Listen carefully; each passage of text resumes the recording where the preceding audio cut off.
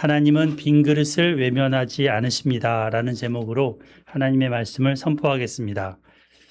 성도 여러분, 살다 보면 어느 날 내 손에 남은 것을 세어보게 됩니다. 통장을 열어보고 돈이 얼마나 남았는지 확인하기도 합니다. 곁에 남아있는 사람이 누가 있나 돌아보기도 합니다. 예전에 뜨거웠던 그 믿음이 지금은 내 안에 남아있는가 생각하게 됩니다. 이 시간이 지나면서 내가 가진 게 무한히 이렇게 있는 건 아니다. 그걸 알게 됩니다. 건강도, 시간도, 체력도, 또 사람과의 관계도 언젠가는 줄어듭니다. 그래서 내게 남은 게 별로 없습니다. 이런 고백을 하게 되죠. 돈이 부족할 수도 있고 건강이 약해질 수도 있고요. 또 자녀 문제가 풀리지 않을 수도 있습니다.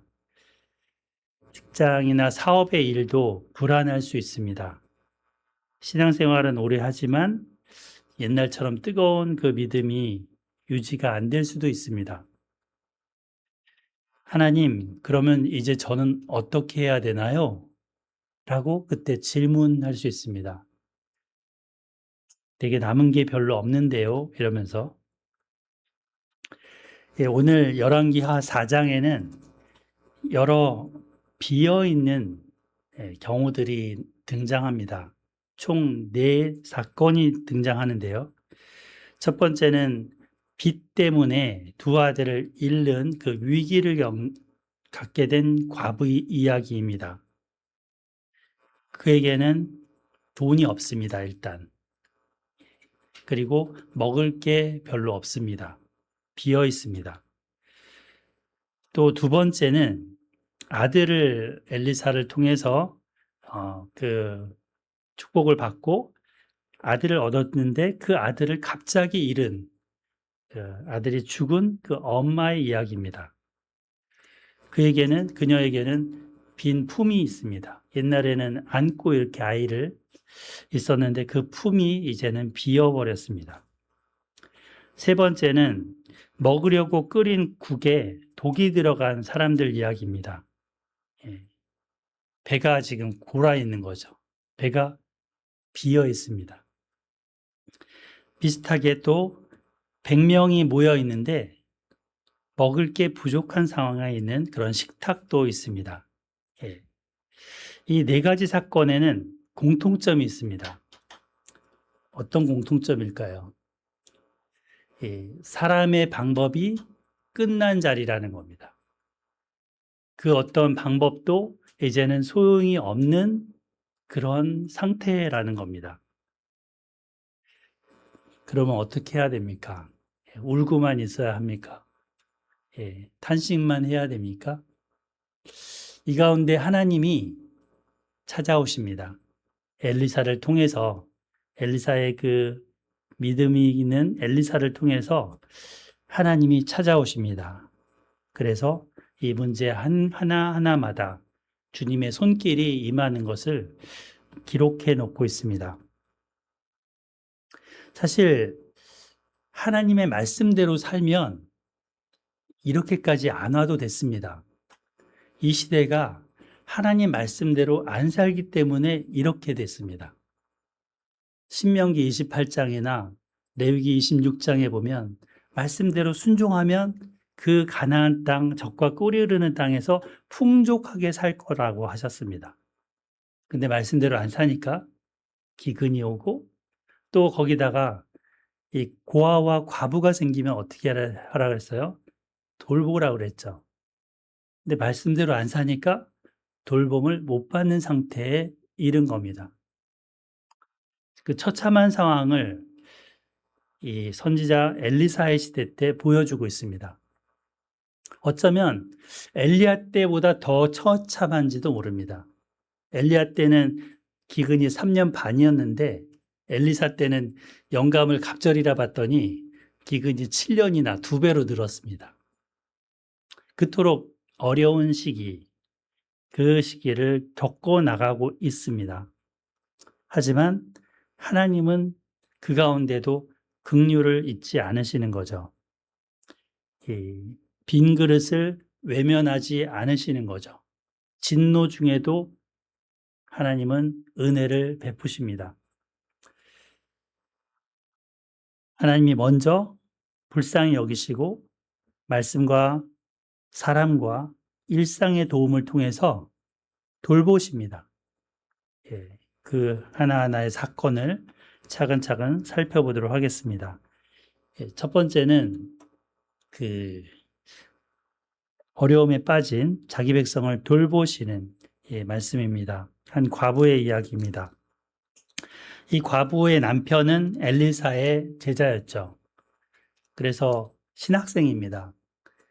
엘리사가 신학 교수님 정도 되나요? 그래서 그 성경도 가리키고 믿음도 가르쳤을 듯합니다.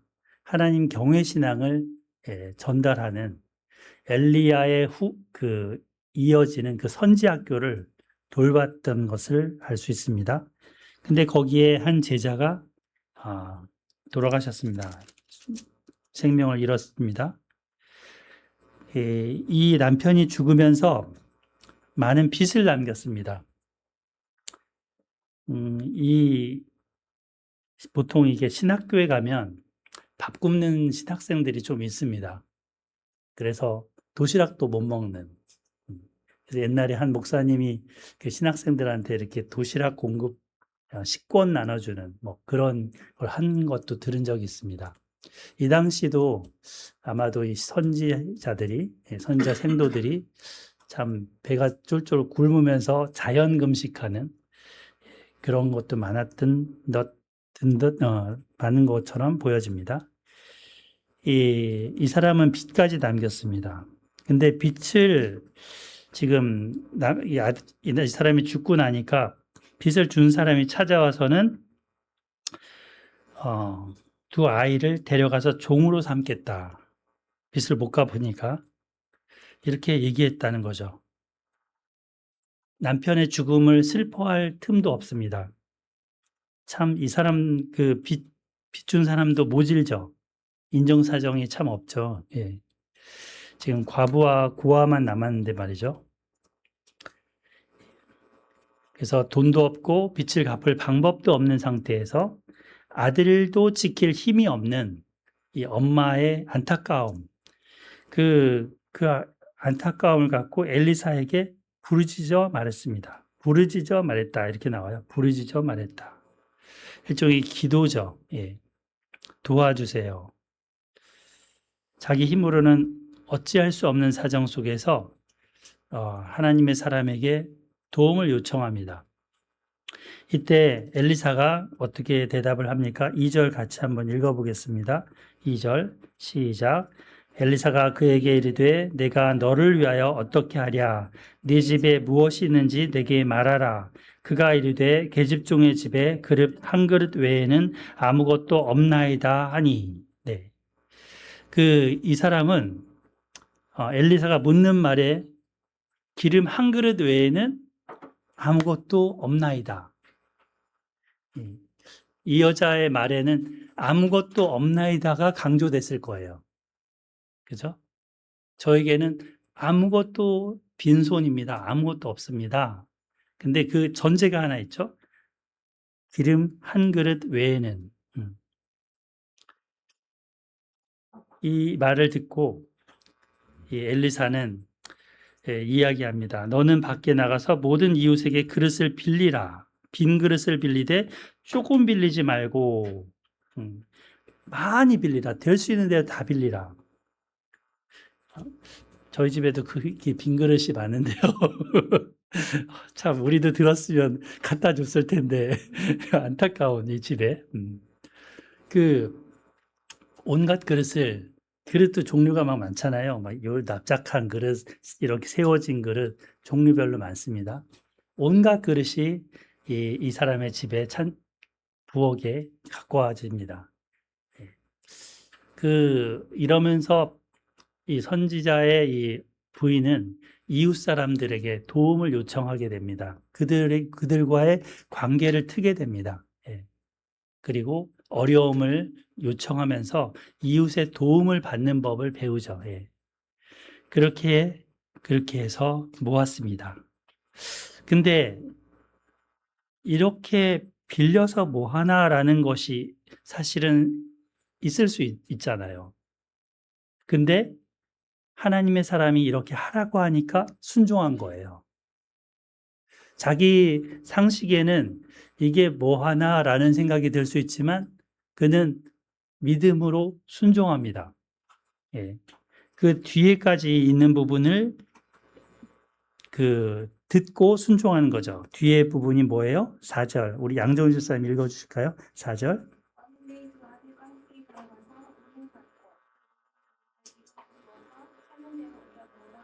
네. 여기서 보면은 그 모든 그릇에 기름을 부어서 차는 대로 옮겨 놓으라. 이 엘리사의 말에는 놀라운 비밀과 약속이 담겨 있습니다. 그 모든 그릇에 기름이 찰 거라는 믿음이 있습니다. 지금은 아무것도 없습니다 라고 했던 여인에게 하나님이 채워주실 거야 라는 믿음인 거죠. 이 사람이 경험해봤나요? 엘리사가? 하나님 믿고 하는 겁니다. 근데 이 엘리사의 선배님 엘리야도 이런 경험이 있죠. 어디 저기 누구예요? 이세벨의 고향에 갔을 때 거기 한 여인에게 당장 먹고 죽으려고 하는데 나 먼저 먹여봐. 그럼 하나님 먹여줄 거야. 이렇게 했잖아요. 하나님 믿는 믿음으로 이 여인에게 말을 해줍니다. 그리고 나서 이제 어떻게 됩니까? 두 아들과 이 여인이 문을 닫은 후에 그릇을 이제 다 기름을 부었는데 그릇에 다 찼다라고 합니다. 6절에 보면 여인이 아들에게 이르되 또 그릇을 4개로 가져오라 하니 그들이 이르되 다른 그릇이 없나이다 하니 기름이 곧 그쳤더라. 네. 지금 여기 보면은 기름이 다 떨어져서 된 게 아니고 그릇이 더 이상 없어서 그쳤다라고 나와요. 빈 그릇이 더 이상 없어서 기름이 멈췄다. 이렇게 하면서 그 그릇이 더 있었으면 더 찼을 거예요. 예. 하면서 이렇게 채워집니다. 이 이야기는 뭘까요? 그릇을 많이 준비하면 부자가 된다? 이런 얘기가 아니죠. 예. 하나님이 이 한 과부 그리고 아버지를 이은 두 아들 이 사람들에게 하나님이 찾아오셨다는 겁니다. 그들의 빈 그릇에 찾아오시고 채워주시고 그들을 살려주시는 구원의 역사를 이루신 거죠. 과부는 그야말로 하나님의 사람의 말에 순종했습니다. 그 순종을 하나님이 받으셨습니다. 엘리사 선지자는 믿음으로 선포했습니다. 그 믿음을 받으셨습니다. 그 기름 자체에 특별한 힘이 있는 게 아닙니다. 텔레비에 보면은 마법사들 있잖아요. 눈속임으로 하는 그런 게 전혀 아닙니다. 엘리사를 통해서 하나님이 역사하셨습니다. 우리는 어려울 때 이렇게 말할 수 있습니다. 저는 기도를 잘 못해요. 저는 믿음이 별로 없어요. 제가 할 수 있는 게 없어요. 이게 없다라는 거를 자꾸 주장하기 쉽습니다. 근데 하나님은 네게 남아있는 게 뭐냐? 너한테 있는 기름 한 병은 뭐냐? 하시는 거죠. 오병이어 생각나지 않으세요? 제자들은 없습니다. 보리떡 5개와 물고기 2마리 외에는 없습니다. 하지만 예수님은 그거를 갖고 오라 하시고 감사기도 하십니다. 그리고 먹이셨죠, 그걸로. 우리의 눈물 섞인 기도 한마디가 이러한 기름 한 병이 될 수 있습니다. 누군가를 위로해주는 따뜻한 말 한마디가 기도의 한 기름 한 병이 될 수 있습니다. 오늘 이렇게 예배에 나오는 그 힘, 다들 먼 데서 오십니다. 그죠? 우리 그 예수님 집사님과 가깝지 다들 1시간 반, 2시간 이렇게 먼 발걸음을 해서 이 자리에 오시는데 여러분들의 그 발걸음이 어쩌면 기름 한 병과 같은 것입니다. 하나님이 이것을 귀하게 여기시고 채워주십니다. 우리의 빈 그릇을 채워주십니다. 그러므로 우리는 이 여인처럼 이웃에게 빈 그릇을 빌리듯이 도움도 받고 또 이렇게 하나님께 기도하고 그렇게 해야 되겠죠.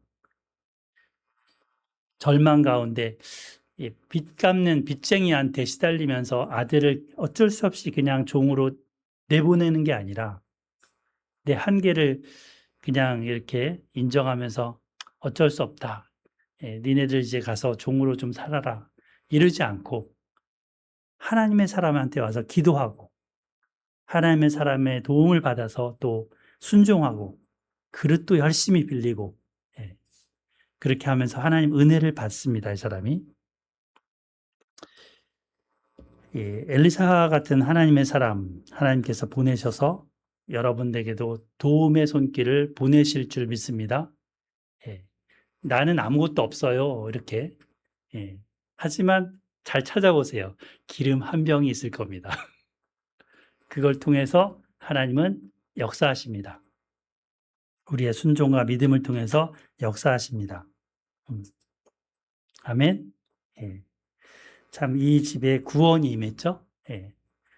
두 아들이 종 될 뻔했는데 이제는 먹고 살 수 있게 됐잖아요.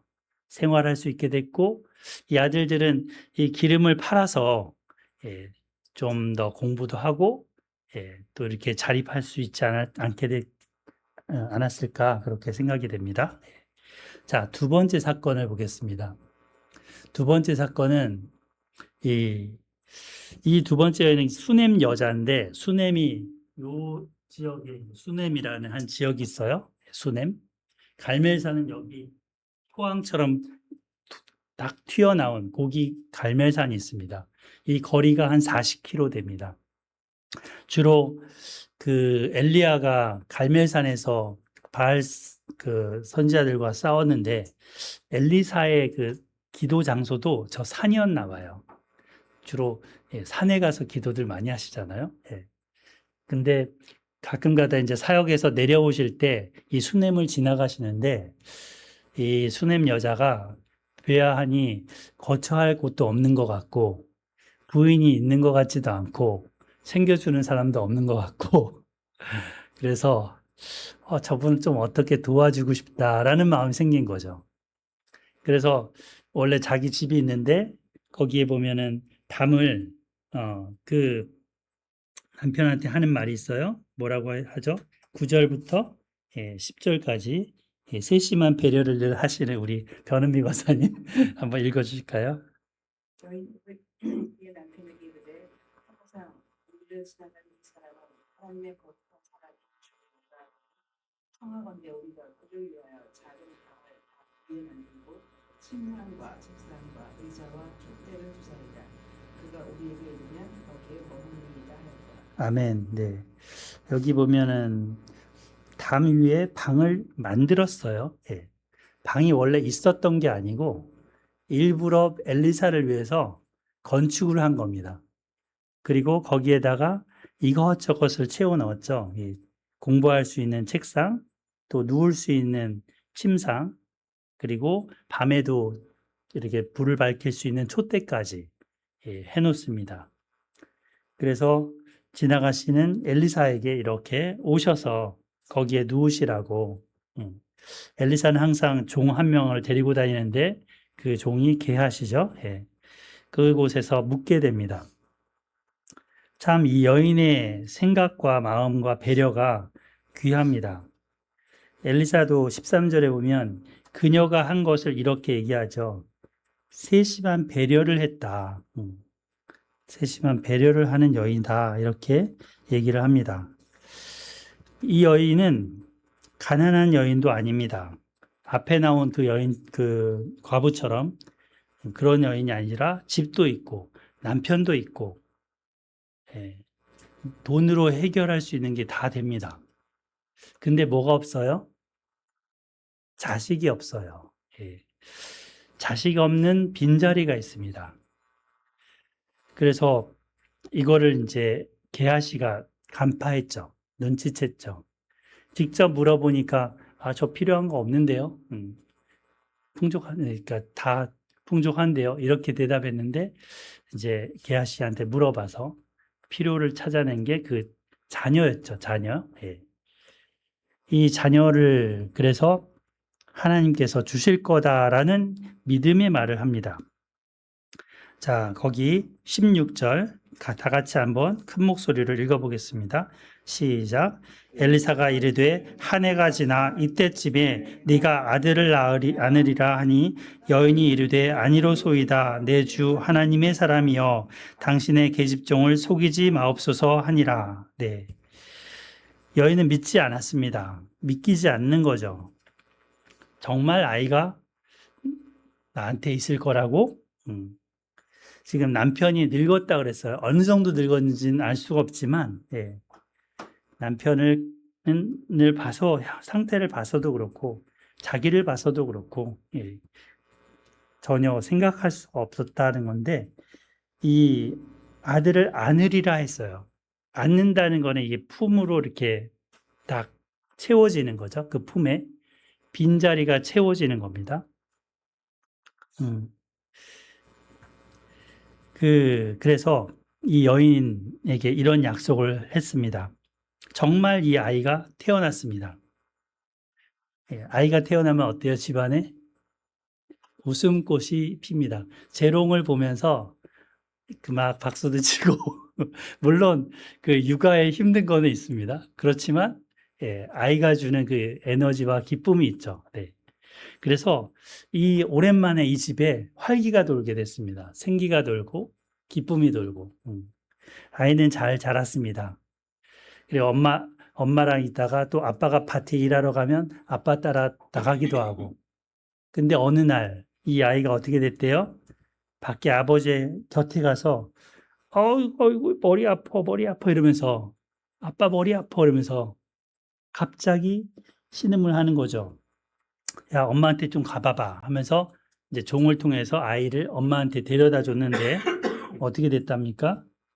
그 어머니 20절에 보면 어머니에게로 데려갔더니 낮까지 어머니의 무릎에 앉아 있다가 죽은지라. 이게 무슨 뭐 일사병인지 뭔지는 잘 알 수 없지만 갑자기 아이가 죽은 거예요. 멀쩡했던 아이가 갑자기 세상을 떠난 거예요. 이때의 슬픔이 어떠했겠어요? 큰 슬픔이죠. 그 세상의 어떤 것으로도 대체할 수 없는 슬픔. 이 슬픔 속에 이 여인은 어떤 행동을 합니까?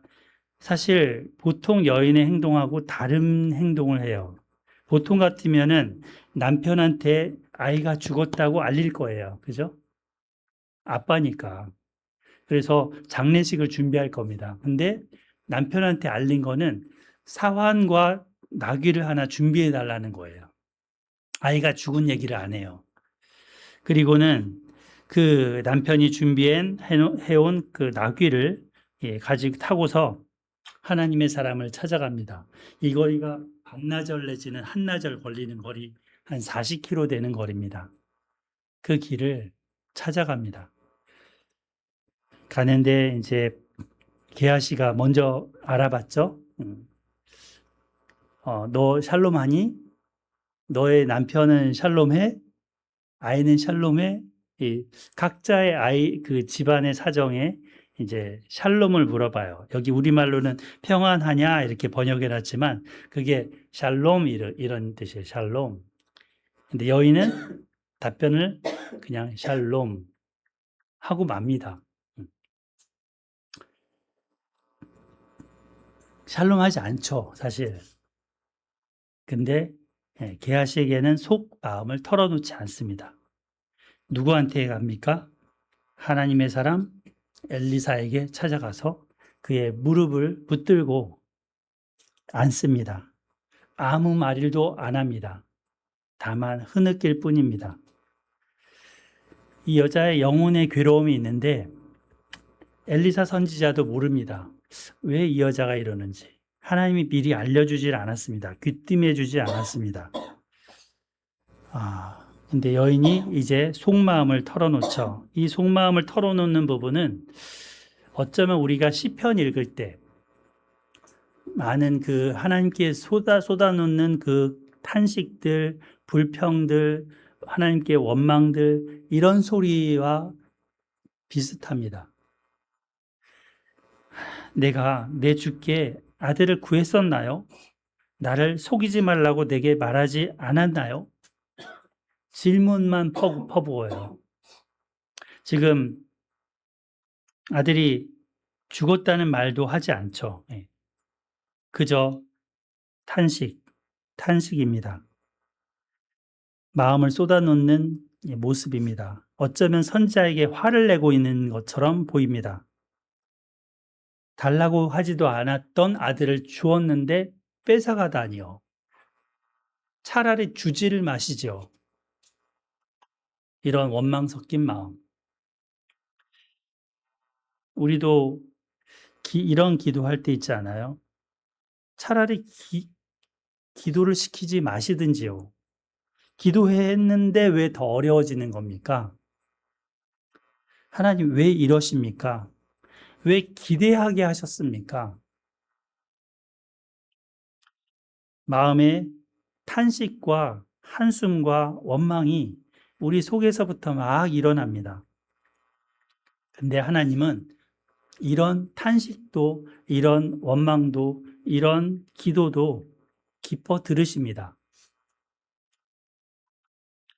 그리고 하나님은 일하십니다. 더 큰 계획을 갖고 계신 거죠. 우리는 이때에는, 이 당시에는 이해가 안 돼서 온갖 탄식을, 원망을 쏟아놓을 수 있지만 하나님은 우리의 그 신음소리에도 들으십니다. 그리고 엘리사가 행동합니다. 먼 길을 갑니다. 게하시를 먼저 보냈었지만 엘리사가 따라갑니다. 그리고는 그 자기 집에 방에 누워있는 아이를 보게 되죠. 침대에 누워있는 아이. 싸늘한 시체가 되어 있어서 차가운 이 아이. 온기가 다 사라진 이 아이. 그 아이를 보고 둘만 있게 됩니다. 방을 닫고 문을 닫고 엘리사와 아이만 둘만 있는 상태에서 하나님께 기도합니다. 여기 보면 그 엘리사가 이제 하는 그 기도의 부분이 나오는데요. 33절에 엘리사가 여호와께 기도하고 나서 하는 그 모습이 나와요. 아이는 이제 누워 있는데 자기 입을 그 아이의 입에, 자기 눈을 그 아이의 눈에, 자기 손을 그 아이의 손에 이렇게 엎어서 그 아이 위에 엎어서 엎드려요. 그 아이 위에 엎어져요. 이게 뭘까요? 왜 이렇게 할까요? 행동 기도죠. 죽은 아이와 하나가 되겠다라는 마음, 자세입니다. 이거를 이제 성경학자들은 예수님의 성육신을 보여주는 그림이다라고 이야기합니다.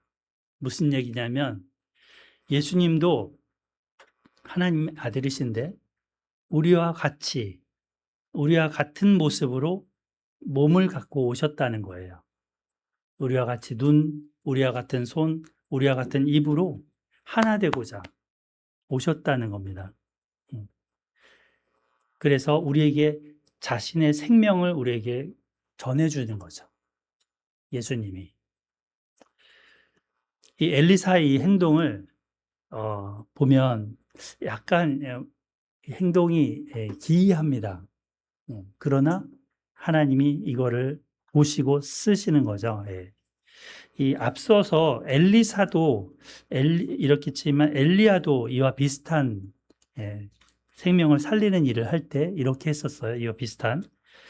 그래서 그 아이가 살이 차차 따뜻해졌다라고 해요.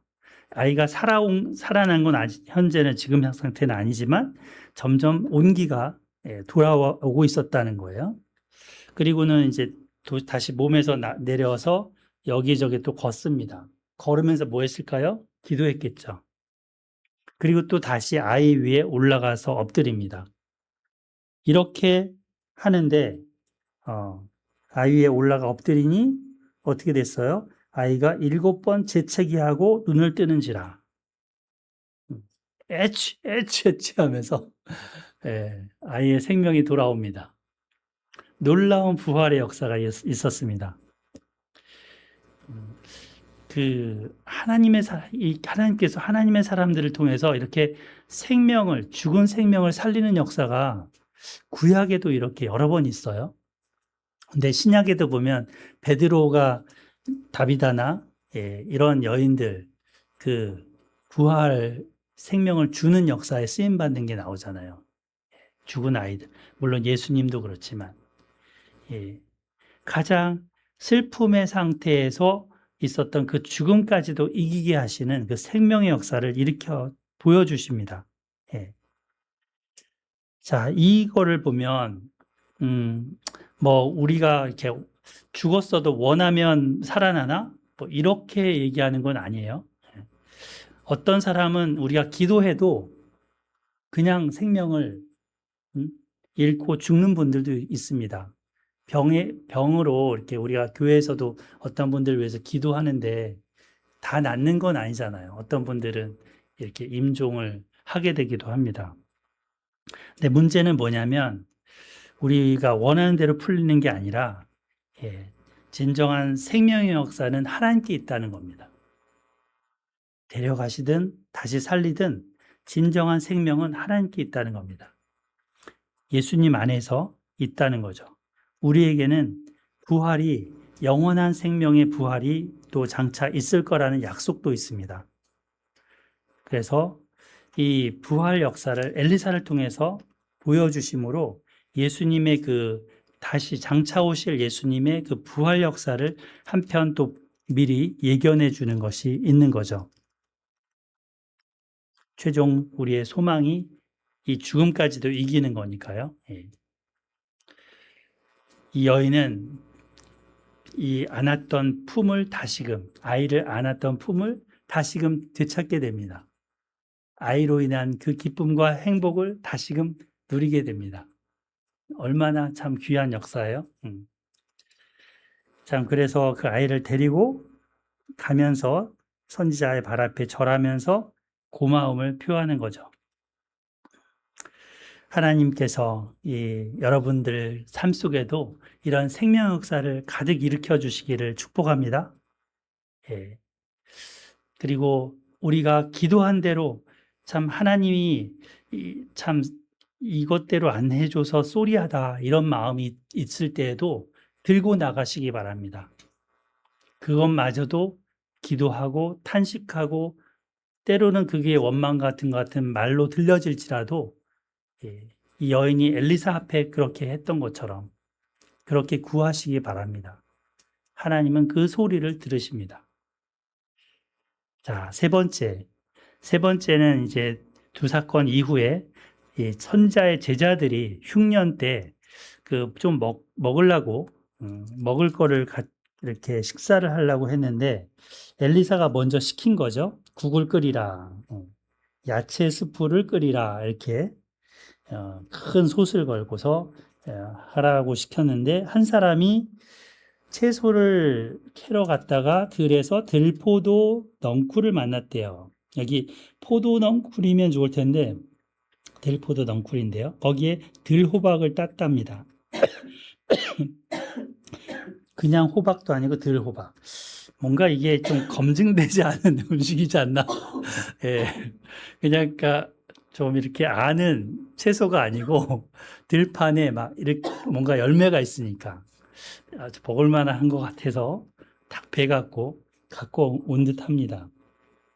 그거를 여기다 솥에다가 집어넣었어요. 썰어서 먹자고 열심히 썰어 넣었는데 이제 어느 정도 끓여서 그거를 퍼서 무리한테 갖다 줬는데 어떻게 됐습니까? 막 토하고 난리가 났죠. 예, 무리들이 그걸 먹다가 더 이상 이것을 먹을 수 없는 진짜 거기에 죽음이 들어있다. 솥에 죽음의 독이 있나이다 했는데 예, 이거 먹다가는 죽겠다. 이런 얘기를 하는 겁니다. 네, 여기 보시면 이 사람들 모여서 먹다가 예, 막 넘어지고 쓰러지고 막 그랬겠죠. 예, 그 식중독으로. 예. 저희도 옛날에 저기 어디죠? 멀리 남해안에 갔었을 때 생선 요리를 먹었는데 우리 한나 사모님이랑 예, 아들 한 명이 병원에 실려갈 정도였어요. 예, 그러니까 이 음식이라는 게 되게 무섭더라고요. 양식이 되기도 하지만 독이 될 수도 있는 거예요. 그죠? 그래서 정말 그 여름철의 음식은 조심해야 되는데, 여기 같은 경우는 아예 그 독이 들어간 음식을 거기다 넣었던 거죠. 이렇게 되면은 사실 그거 다 버려야죠. 응? 다 버려야 될 거 아니에요? 예. 근데 재활용합니다. 엘리사는 이거를 재활용합니다. 여기에다 뭘 넣었습니까? 밀가루라고 다른 성경에 되어 있는데 가루를 갖다가 넣으라 해서 그 음식을 살려놓습니다. 죽었던 음식을 다시금 먹을 수 있는 음식으로 살려놓습니다. 그래서 위험한 상황을 하나님이 다스리시는 것을 보여줍니다. 여기에 죽음이 있습니다 해서 더 이상 이것을 이제는 끊어야 된다 할 때 오히려 하나님의 사람은 그걸 통해서 문제를 해결하는 방향으로 나아가는 거죠. 그죠? 그 사도행전 28장에 보면은 바울 사도가 로마에 갈 때 풍랑을 만나잖아요. 그때 사람들에게 막 다들 아무것도 못 먹고 있으니까 먹으라 하죠. 음식을 먹으라. 다 살 거다. 하나님이 나에게 로마도 볼 거다가 약속하셨기 때문에 또 이 맡겨준 사람을 다 너한테 붙여줬다 했기 때문에 다 살 거라고. 그러면서 오히려 선장보다 더 선장 역할을 합니다. 하나님의 사람은 이 위기의 때 같이 말려 들어가지 않아요. 그것을 해결할 수 있도록 여러 가지 하나님께서 주시는 지혜로 행동합니다. 그렇게 해서 역사하는 거죠. 마치 모세 때는 이게 마라의 쓴물에 이렇게 그 쓴물을 달게 한 것 같은 사건인 거고요. 앞서서 우리 열왕기하 2장에서는 그 어떤 사건이 있었냐면 여리고의 물이 막 그 병을 들게 해서 여러 가지 안 좋은 영향을 주는 영향을 받았다. 그래서 거기에다 소금을 넣어서 그거를 엘리사가 그걸 해결하는 일이 나오죠. 그런 역사가 여기에 나타나는 겁니다. 또 신약에서는 예수님이 물을 포도주로 변화시켜 주시죠. 그런 변화 역사가 일어납니다. 죽음의 독이 들어갔던 가마에솥의 음식이 먹을 수 있는 생명의 음식으로 바뀌었다는 거. 우리 삶에도 이러한 죽음의 독이 있나요? 그러면 하나님께서 주시는 방법으로 역사하면 바뀔 수 있습니다. 말씀이 우리 안에서 우리 속에 여러 가지 독성들에 있는 것들을 해독하는 역사가 있다는 걸 저는 믿습니다. 우리 안에 분노, 우리 안에 쓴뿌리, 우리 안에 여러 가지 우리 삶을 망가뜨리고 저주하게 하는 것들을 변화시키는 능력이 있다고 믿습니다. 그게 이 엘리사가 던져놓은 가루처럼 우리 속에 뿌려지면 변화될 것을 믿습니다. 아멘. 그 다음에 이제 마지막 사건은 보리떡 20개로 100명을 먹인 사건이죠. 사람은 100명인데 음식은 적어요. 거꾸로 되면 얼마나 좋을까요? 보리떡은 100개인데 음식은 20명. 이렇게. 그럼 5개씩 돌아갈 텐데. 예. 근데 거꾸로잖아요. 예. 그래서 이 상황 속에서 하나님의 사람이 말합니다. 우리 4장 43절 같이 읽어볼까요? 43절 시작. 그 사환이 이르되 내가 어찌 이것을 100명에게 주겠나이까 하나 엘리사는 또 이르되 무리에게 주어 먹게 하라. 여호와의 말씀이 그들이 먹고 남으리라 하셨느니라. 아멘. 하나님의 말씀이 먹고 남으리라 하셨다 그러면 먹고 남는 거예요. 이 구약 성경의 오병이어 사건이에요, 이게. 예수님께서 들판에 많은 무리가 있는데 굶주리는 사람들 보고 제자들한테 너희가 먹을 걸 줘 이렇게 했잖아요. 그때 제자들이 갖고 왔던 5개의 빵과 물고기 2마리를 가지고 나갔더니 예수님이 5,000명을 그거로 먹이셨던 사건이 나오죠. 먹이실 뿐 아니라 남았어요. 12광줄이나 남았어요. 그 사건과 일맥상통합니다. 예수님은 이 엘리사는 이 보리떡 20개와 자루에 담긴 채소로 100명을 넉넉하게 먹게 하고 남았습니다. 여기에 44절에 나오는 여호와께서 말씀하신 대로 여기 밑줄 그어보세요. 사실은 이 말씀의 4장의 핵심이자 본론입니다. 여호와께서 말씀하신 대로 하면 우리의 텅 비었던 자리가 채워집니다. 여호와께서 말씀하신 대로 믿으면 그 하나님의 영광을 봅니다. 여호와께서 말씀하신 대로 하면 남습니다. 이 시대가 말씀대로 안에서 이 기근이 오고 여러 가지 과부와 고아가 돌봄을 못 받고 이런 시대라고 했잖아요. 그거를 보여주는 거예요. 엘리사는 말씀대로 해봐. 그러면 달라질 거야. 그냥 이 사건 하나하나를 해결하는 데 그치는 게 아니에요. 메시지가 있는 거죠. 말씀대로 안 사는 시대에 말씀대로 살 때의 축복과 은혜를 맛보고 경험하게 해주는 겁니다. 오늘날 시대도 말씀이 없는 기갈 중에 있는 시대입니다. 그런 중에도 여러분은 말씀을 가까이 하고 있는 귀한 교회를 같이 다니고 있습니다. 얼마나 감사해요. 손별자매님은 잘 오신 겁니다. 진짜 잘 오신 겁니다. 아무리 큰 교회 가봐야 말씀이 없는 교회가 너무나 많아요. 하나님의 말씀이 없는 교회. 기갈 중에 성도들이 영적으로 배고파요. 그러나 하나님 말씀으로 채워지면 우리 인생은 달라지거든요. 그래서 하나님은 이 빈 그릇을 채워주십니다. 하나님께서 여러분 우리 모두의 그릇을 가득 채워주시고 남아서 이제는 나눠주는 그런 삶이 되게 해주시기를 축복합니다. 아멘. 하나님께서 주신 말씀을 저도 받아서 직장에서도 나누고 있습니다. 직장에서는 한 10명 정도 또 거기서도 모임을 갖는데 그분들도 말씀 듣고 행복해 하세요. 그리고 또 막 밖에서 데려오세요. 신우회도 아닌데 막 데려오세요. 우리 교회도 좀 더 그랬으면 좋겠는데. 그래서 말씀이 있는 곳에는 생명이 돌아오는 행복이 있고 기쁨이 있습니다.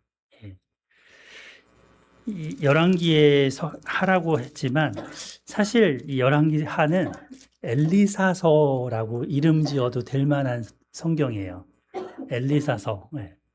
엘리사서가 엘리사를 통해서 한 15개 기적 역사가 일어나거든요. 15개.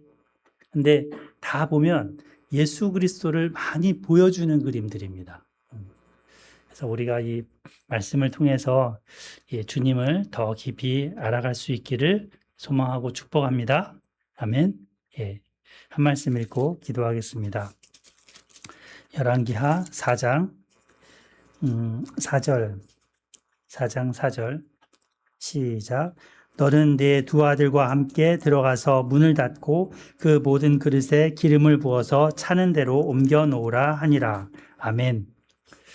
하나님 아버지, 우리는 저희의 부족한 것을 늘 바라봅니다.